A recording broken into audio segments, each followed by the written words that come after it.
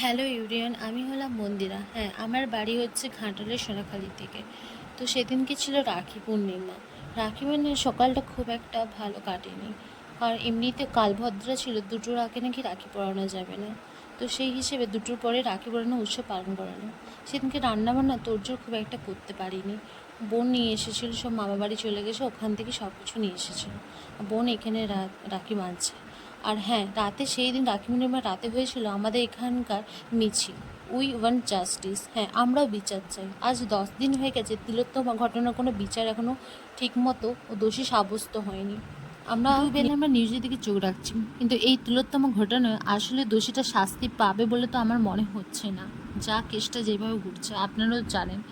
তো আমাদের রাজ্যে এত রেপ কেসিং বেড়ে গেছে দিন দিন, তো এর একটা বিচার হওয়া দরকার। আজকে সকলকে আন্দোলনে আওয়াজ তুলে দরকার সকলের।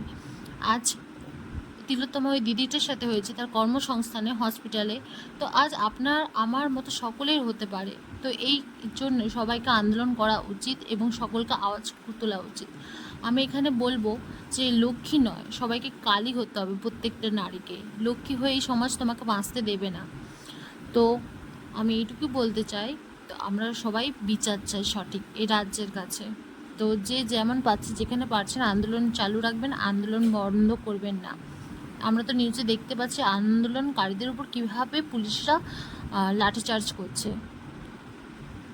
কিছু বলার মতো নেই আমার। তো এখানে রাখি পূর্ণিমার দিন আমি আমার ভাইয়ের দিকে এইটুকু বলবো, যেমন নিজেদের ভাই বোনের দিকে রক্ষা করিস, সেই রকম অপরের ভাই বোনেদেরকে ওইভাবে রক্ষা করিস, এইটুকুই বলবো।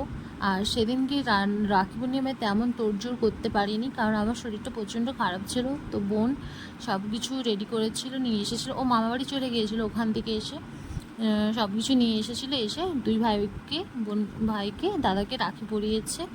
আর রাখি পূর্ণিমা দিনটা বলো কি স্বাধীনতা দিবস, কোনোটা যেন মন থেকে ঠিক করে ভালো করে কাটেনি। আমি শেষে একটা কথাই বলতে চাই যে আমাদের লক্ষ্মী ভাণ্ডার চাই না, আমাদের লক্ষ্মী